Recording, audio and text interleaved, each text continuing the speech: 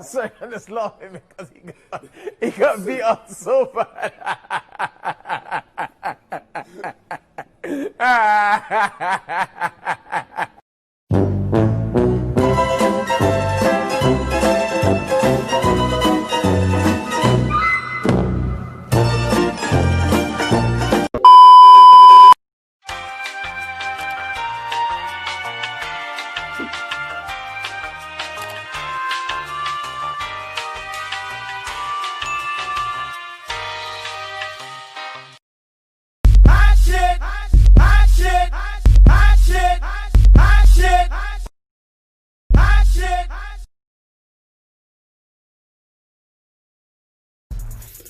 What up, everybody in the NBBC? Just want to go ahead and start off this video by giving congratulations to Alexander Povetkin on his knockout win over Dillian Whyte.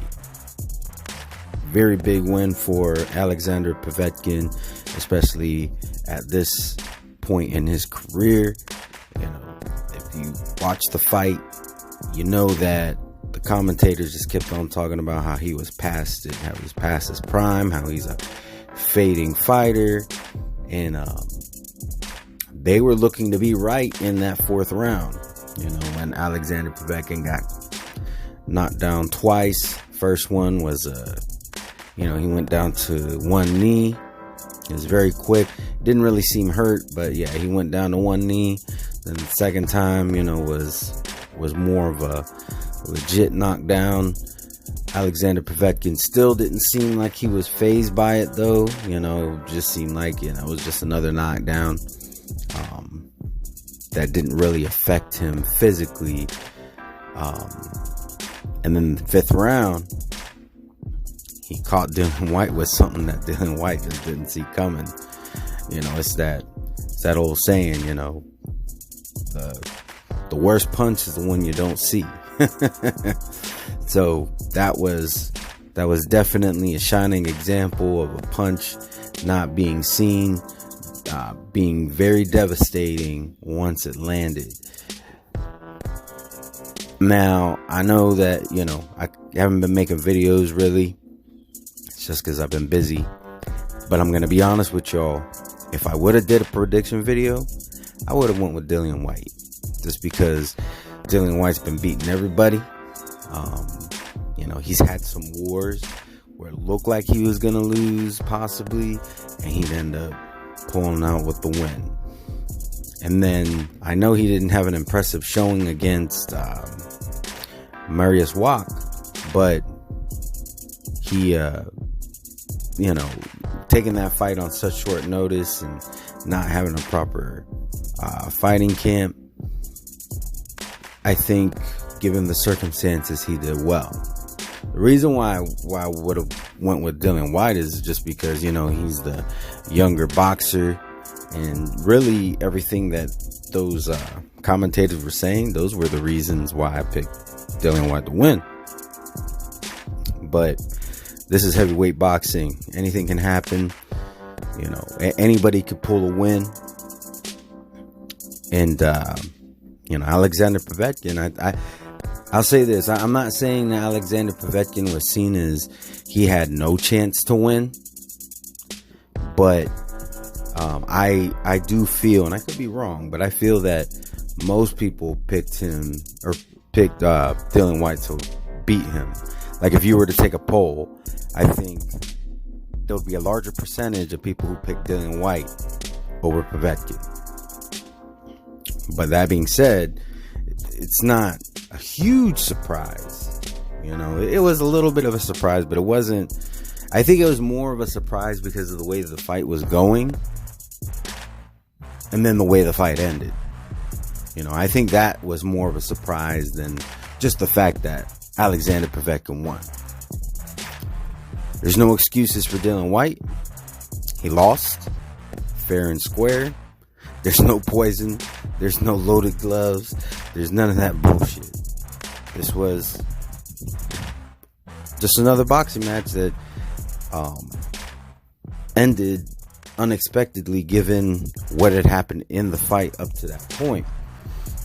So we'll see what happens next. I think I saw that Alexander Povetkin is now the WBC mandatory, which would mean that he would be the mandatory for Tyson Fury at this time. My understanding is that there's a possibility that Dillian Whyte could get a rematch. And then, of course, you have the Fury and Wilder rematch, which was supposed to happen. First, it was supposed to happen in July, but then COVID. Then it was supposed to happen in October. Then I think I heard it was supposed to happen in December. Now I think it's supposed to be in February. So we'll see what happens. Also, Wilder, he put out a tweet. I'll go ahead and give a shout out to Brooklyn Dawn, aka H Money, not the H Money from Tennessee who, flip flops and got the big ass forehead. I'm talking about the original H Money from Brooklyn. Big shout out to him. He put out a video about this, and so Deontay Wilder put out a tweet. And I guess he uses Google Translate to find eye for an eye in Russian, and he put that on Twitter. To be honest, I don't have that much of an issue with that. I don't see it quite the same as H Money, which is fine. I don't expect to agree with anybody 100%. I'm just saying I personally don't really see a big deal about him saying that. If he wants to go on camera and laugh, whatever. But the reality is this.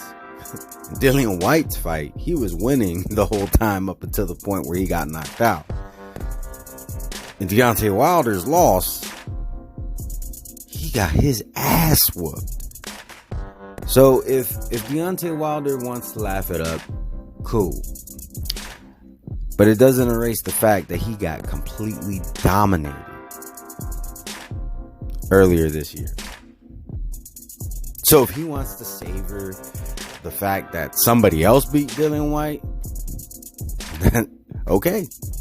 But yo ass still got whooped to this day. But yeah, we'll see what happens.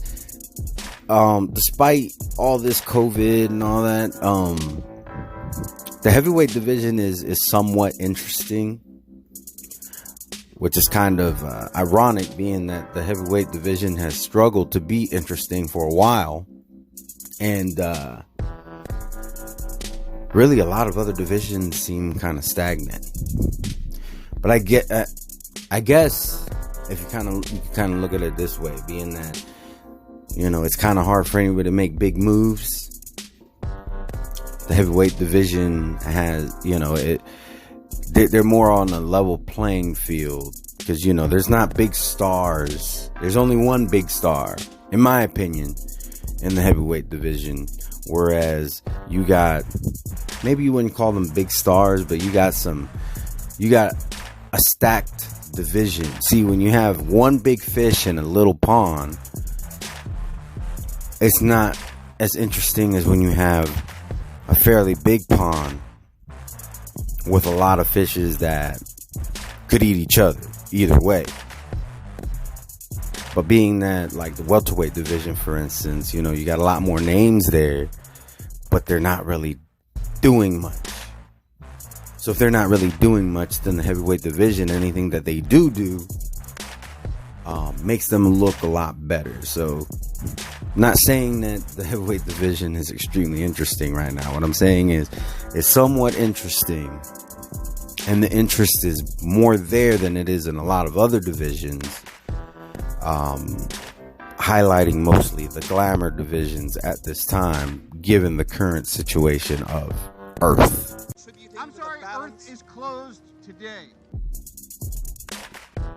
So, but yeah, that's my thoughts on this whole thing and the aftermath. We'll see what happens. The goal is undisputed. And yes, do I have the ones that I would prefer to be undisputed? Absolutely. But even if my guy isn't the one who becomes undisputed, I'm still very happy about that because for me, it's better for the sport. And I'm a fan of the sport over being a fan of any man. But anyways, to all my subscribers, anybody watching my videos, or if you just so happen to stumble on this video, hope you all have a wonderful and blessed day. Peace. That's why I'm undefeated.